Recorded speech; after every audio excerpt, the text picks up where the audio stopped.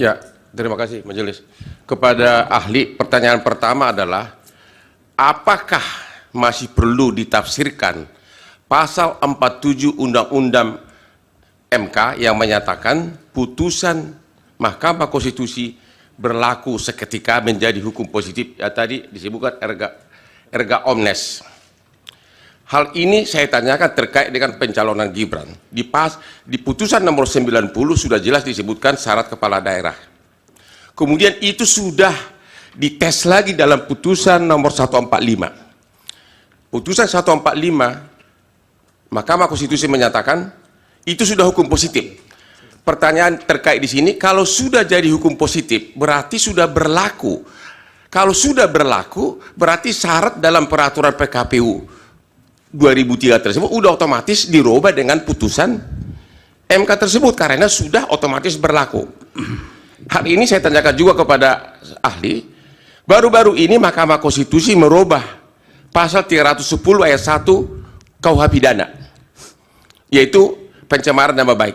Kalau kita laporkan ke polisi sekarang pencemaran nama baik 310 ayat 1 sudah ditolak. Apakah Anda pernah melihat KUH pidana dibawa ke DPR untuk dirubah sesuai dengan putusan MK tersebut? Dan otomatis berlaku perubahan tersebut. Pertanyaan Bapak apa? Ya, pertanyaan saya itu sudah ada contoh nyata dalam praktek bahwa pasal 47 itu sudah diterapkan. Ya, jadi Bapak tidak bertanya. Pertanyaannya, apakah masih perlu ditafsirkan pasal 47 tersebut? Yang kedua, mengenai pengertian, pertanyaan kedua adalah mengenai bansos. Dalam putusan nomor 01 disebutkan dari MK, yaitu tahun 2019, penalaran yang wajar saja tidak cukup alasan sebagai bukti money politik dalam pemilu. Apakah Anda setuju dengan pertimbangan majelis hakim tersebut? Terima kasih. Baik, dari Bawaslu cukup? Masih ada yang mulia? Oh, silakan. Satu pertanyaan. Terima kasih, ya.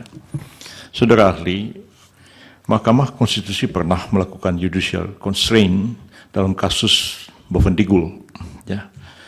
Seorang calon bupati yang memang belum memenuhi syarat jeda berapa tahun setelah jatuhi pidana, tapi tetap diloloskan oleh KPU. Tapi kasus itu sebenarnya sudah pernah dibawa ke Bawaslu dan ke Pengadilan Tinggi Tun, tapi diabaikan KPU. Sehingga pada saat-saat terakhir, Mahkamah melakukan judicial constraint dengan membatalkan pencalonan yang bersangkutan dan memerintahkan pemungutan suara ulang tanpa mengikut sertakan calon yang bersangkutan. Apakah ini relevan dibandingkan dengan kasus yang sekarang disidangkan di Mahkamah Konstitusi ini? Kita mengetahui bahwa pencalon Pak Gibran itu telah diterima oleh KPU dan beberapa kali di-challenge, antara lain di-challenge, dilawan di DKPP, di kode etik, tapi tidak ada satupun putusan dari Bawaslu maupun juga putusan dari pengadilan yang menyatakan itu adalah satu yang tidak sah tapi terus dilaksanakan oleh KPU. Kalau dua hal ini diperbandingkan, menurut saudara, tanpa adanya satu putusan dari pengadilan atau putusan dari Bawaslu yang dilampaui oleh KPU, apakah cukup alasan Mahkamah Konstitusi itu untuk mendiskualifikasi pasangan calon yang dan memerintahkan pemungutan suara ulang tanpa mengikut sertakan calon yang bersangkutan? Karena putusan yang satu. Yang kedua, apakah saudara ahli berpendapat bahwa putusan dari satu majelis kode etik, ya, ataukah DKPP itu membawa implikasi ke bidang hukum? Menurut ahli, apakah kode etik yang diputuskan oleh DKPP atau MK-MK itu adalah apa yang dalam filsafat hukum dianggap sebagai suatu norma yang lebih tinggi daripada satu norma undang-undang? Ataukah putusan kode etik itu sebenarnya tidak lebih tinggi daripada undang-undang? Karena pembentukan majelis kode etik dan merumuskan kode etik itu justru adalah perintah dari undang-undang, seperti undang-undang pemilu, undang-undang KPK, dan lain-lain sebagainya. Mohon ahli menjelaskan soal ini. Dari Bawaslu. Terima kasih yang mulia. Untuk saudara ahli, mengikuti alur pikir saudara ahli, ada kasus yang mungkin pada saat pendaftaran terjadi perubahan terhadap syarat. Kasus pendaftaran calon anggota legislatif DPD Usman Sabtaodang. putusan Mahkamah Konstitusi pada saat itu mengubah itu, kemudian PKPU-nya juga dibatalkan dalam Mahkamah Agung, sehingga tidak ada kemudian PKPU yang melandasi hal tersebut. Nah, jadi tafsir Mahkamah Konstitusi langsung ditafsirkan dalam keputusan KPU. Dengan kasus perbandingan kasus dengan kasus tanpa perubahan pendaftaran. peraturan maksudnya Pak. Iya, tanpa peraturan, demikian Ya, Yang Mulia. sudah cukup. Apakah bisa dibandingkan dengan itu? Terima kasih Yang Mulia. Dari hakim cukup. Silakan Pak Charles, singkat-singkat. Mohon izin agak panjang Yang Mulia, karena banyak. Nanti saya potong kalau sudah waktunya. Oh ya, siap. Baik.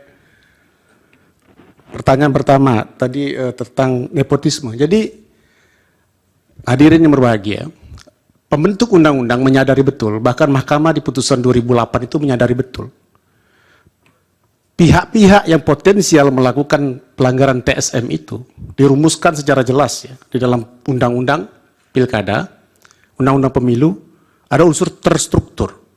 Siapa itu struktur? Aparat pemerintah dan penyelenggara pemilu. Artinya, kalau kita urai, siapa itu aparat pemerintah? Mulai dari presiden, ya, sampai jajaran di bawahnya, sampai kepala desa. Itu adalah pihak-pihak yang potensial melakukan pelanggaran secara terstruktur. Secara sadar, politik hukum kita memang mengarahkan ke situ. Kenapa? Faktanya dalam setiap penyelenggaraan pemilu, yang melakukan pelanggaran terstruktur itu memang dua pihak itu. Kalau nggak penyelenggara pemilu, ya aparat pemerintah. Makanya kemudian kenapa dalil di 2014, ya, di mana pada saat Pak Jokowi maju pertama kali dalam pilpres berhadapan dengan Pak Prabowo, itu dalil pelanggaran TSM-nya tidak mengarah kepada aparat pemerintah, tidak mengarah kepada Pak SBY yang pada waktu itu sebagai petahana yang kemudian tidak ikut lagi, tapi lebih banyak mengarah kepada penyelenggara pemilu yang didalilkan oleh Pak Prabowo pada waktu itu penyelenggara pemilu melakukan pelanggaran TSM. Tapi 2019 pelanggaran TSM diarahkan ke aparat pemerintah, yaitu mulai dari presiden. Kebetulan Pak Jokowi menjadi peserta juga. 2024 Pak Jokowi tidak menjadi peserta, tapi tetap pelanggaran TSM itu diarahkan juga ke beliau selaku pimpinan tertinggi dari pemerintah kita. Dan ini sudah menjadi patsunnya dan sudah menjadi praktik juga dan sudah menjadi fakta di dalam perkara-perkara yang pernah diputus oleh mahkamah, baik di level pilkada maupun di level pilpres. Tadi saya sudah katakan, bukan mahkamah tidak memeriksa perkara itu, bukan mahkamah tidak menyatakan bahwa dia tidak berwenang, bukan mahkamah menyatakan dia tidak berwenang, tapi lebih kepada tidak terbuktinya dugaan pelanggaran TSM pada saat 2019. Lalu bagaimana dengan 2024? Mahkamah sudah melakukan, mohon maaf ini prosedural, judicial activism, bukan judicial restraint. Bahwa dalam hal Bawaslu, KPU, termasuk DKPP, tidak melaksanakan tugasnya. Kenapa? Karena unsur berikutnya dari pelanggaran terstruktur itu adalah penyelenggara pemilu. Sehingga meskipun ada putusan DKPP, ada putusan KPU, ada putusan Bawaslu, ada proses yang sudah selesaikan di Bawaslu, baik sudah ada putusannya, belum ada putusannya, atau belum diperiksa oleh Bawaslu, mahkamah kemudian dapat memeriksa itu. Kenapa? Untuk membuktikan unsur terstruktur itu. Jangan-jangan para penyelenggara pemilu secara kolektif bahasa undang-undang bersama-sama sudah melakukan pelanggaran pemilu, sudah melakukan pelanggaran asas-asas pemilu itu. Disitulah esensinya kenapa kemudian secara sadar kita mengatakan untuk terjadinya pelanggaran TSM, untuk bisa diperiksanya pelanggaran TSM, Mahkamah Konstitusi bukanlah lembaga pembanding dari putusan Bawaslu, bukanlah upaya banding, bukanlah upaya kasasi semacam itu, tapi memeriksa secara keseluruhan terhadap fakta-fakta persidangan. Tapi lebih kepada bagaimana kemudian fakta itu bisa diperiksa dan dibuktikan dalam persidangan yang mulia ini. Terkait dengan yang disampaikan oleh pertanyaan berikutnya, erga omnes. Kita yang studi hukum tata negara paham betul ya, ada dua pembeda antara hukum administrasi negara dengan hukum tata negara. Oppenheim, Van Hollenhoven juga mengatakan, hukum tata negara itu adalah hukum yang mengkaji negara dalam keadaan diam. Hukum administrasi negara itu mengkaji negara dalam keadaan bergerak. Putusan Mahkamah Konstitusi, putusan Mahkamah Konstitusi, undang-undang, konstitusi itu negara dalam keadaan diam. Dia akan dilaksanakan oleh hukum administrasi negara. Dia tidak akan bisa berjalan kalau tidak ada aturan pelaksananya. Disitulah esensi dari peraturan PKPU itu dibentuk lebih lanjut.